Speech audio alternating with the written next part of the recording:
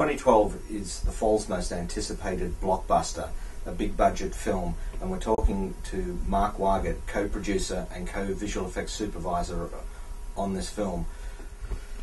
Was this film shot digital or on film? We shot pretty much entirely digital with the Panavision Genesis camera, plus also a little bit of the miniature shoot with the Red camera and the Sony XD cam as witness camera and for little elements. Just a few underwater shots literally were shot with an Arri 435 and 35mm. I wanted to have, for this movie, I really wanted to have a 100% digital pipeline. And together with Sony Pictures, actually, we built a 400 terabyte server that stored our entire footage, every frame of film or digital, obviously, that was ever shot, stored it as DPX files. How many visual effects shots were in this film, and did the number of shots actually grow that much during production? It was actually quite contained. Overall, we had 1,315 shots, quite a lot. About half the movie is visual effects. In the very first meetings that we had, in the beginning, it's always tough to judge that. You read the script, you think about, what could it be? So we were thinking about 1,100 shots. So it grew a little bit percentage-wise, but not tremendously. Was previs used a lot during this film? We used a lot of previs, actually. I mean, all the big sequences were 100% prevised. Even one sequence in particular, we've done a bunch of seminars actually about that in the LA area, the Los Angeles limo sequence that we did in-house was actually developed during previs. So it literally was 3 lines in the script, kind of in the way of insert motorcycle chase here. Yeah. It's literally like that. It was 3 lines, which is they get into the car, stuff falls and crumbles around them, and then they arrive at the airport. That's a 3-minute scene now.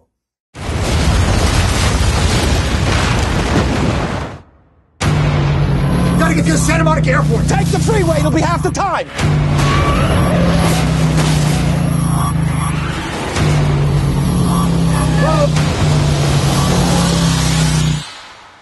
In this film, you get to blow the White House up again. In fact, looking at the trailers, it looks like you pretty much destroy everything.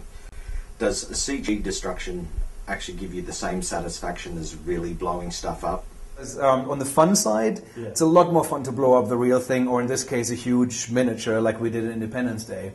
I really miss that, to be on set and hear the 3, 2, 1, bang! It's cool. Yeah. But from a visual effects supervisor standpoint, actually, it is in a way a lot nicer to work with CG because you have so much more control over what you do.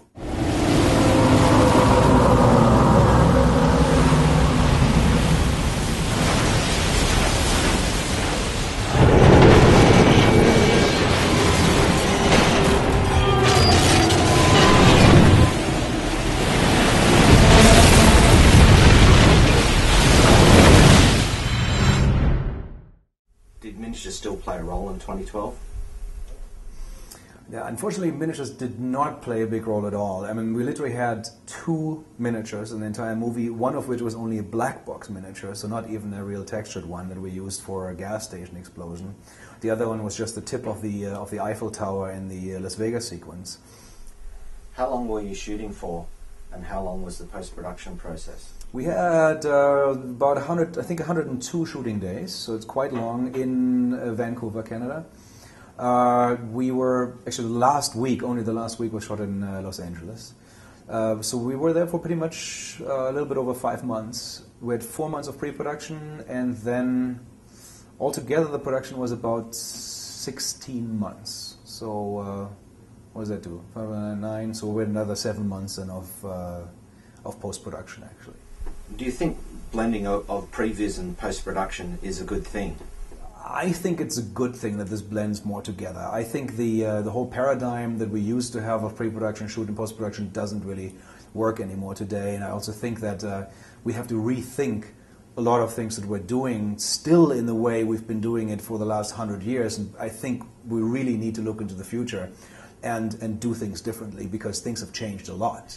You had a very traditional VFX pipeline in place for 2012, but had created a small internal rebel team. What was the reasoning behind that decision? For us, at Uncharted, it was an interesting experience too, because it was something that we never had done before with so many people. The biggest unit we had so far that we set up from scratch was about 35 people. Here we had 105.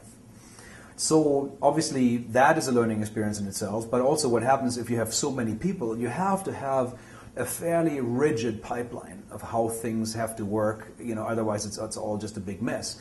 And what dawned on me after a while is that the rigid pipeline is nice and great for certain things, but then you also want to have the flexibility of a way faster pipeline where I can throw something at, in this case, Ronnie Susan, who was our rebel unit leader, and just say, can you do this for me fast? And then he would just, track it by himself and roto it fast and composite it, and 3 hours later I would have a result.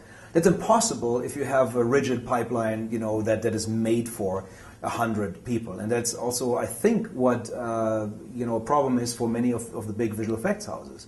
They're made for these kind of things, but if you just throw something at them fast and say, hey, I just need something, turn it around by tomorrow, it's impossible. And that was the reason why we set up that Rebel Unit team at first, what we called it Rebel Unit, because it was really a unit inside the other unit, but they were operating 100% independently, and they could turn around stuff a lot faster and a lot more efficient. And literally the number of shots, originally we were thinking, they might be able to handle about 80 shots. They ended up doing over 240 shots, of which over 220 are actually in the movie. So that was a major effort, and I'm extremely happy with the results. Do you see that fluid workflow as being the future of filmmaking? I do believe, and I read that in some book years ago actually, that VW set up a pipeline like that, where they went away from the original Ford, I think invented in the 20s, Charlie Chaplin-esque work, where the production flow, because the problem with that is that nobody is really 100% responsible for the work they do. Everybody is just working like robots.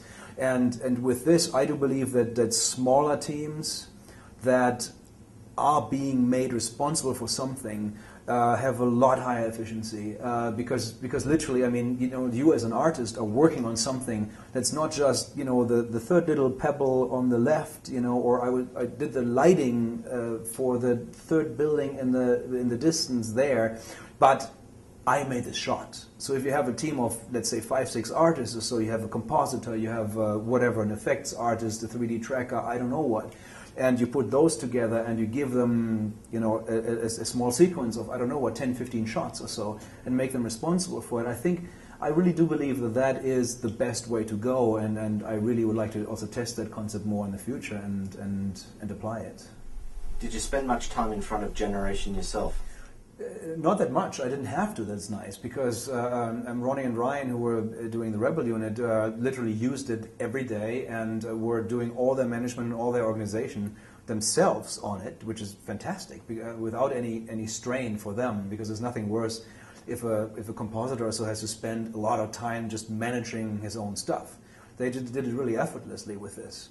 And I would just literally, they would just put me in front of the monitor and say, oh, I have this here, do you want to look at that? And then I would say, hey, could you show me, what was the version that I saw 2 days ago? And they would say, oh yeah, this one here, bang, and it's right there. And without any huge preparation or so, and that I think was fantastic, because I like efficiency, no matter what. If we can do something better and faster and than anybody else, great. So I think Generation was a big part of that. Pick a side, green or blue. My side is actually pretty clear there, even though I don't always have the option. I like blue for a lot of different reasons. First is, if you're standing every day for 5 months in a green screen set, it'll drive you fucking nuts. It's literally, it's not a nice color. And so a blue screen set, I think, is a lot easier on the eye and on everybody. So if you don't want to kill each other on set later, that's, on blue screen. And the second reason why I like blue is because, the blue channel has such a low luminance that literally if you take blue out, the picture doesn't get much darker or anything. So, it is, it has a lot of advantages. Also, we noticed we did a lot of tests with hair, for instance, blonde hair. You take blue out, it doesn't make any difference. You have a green screen, you take green out, it suddenly becomes reddish. You have to fight against that. So there's a lot of advantages. I like blue. Thank you very much for your time today.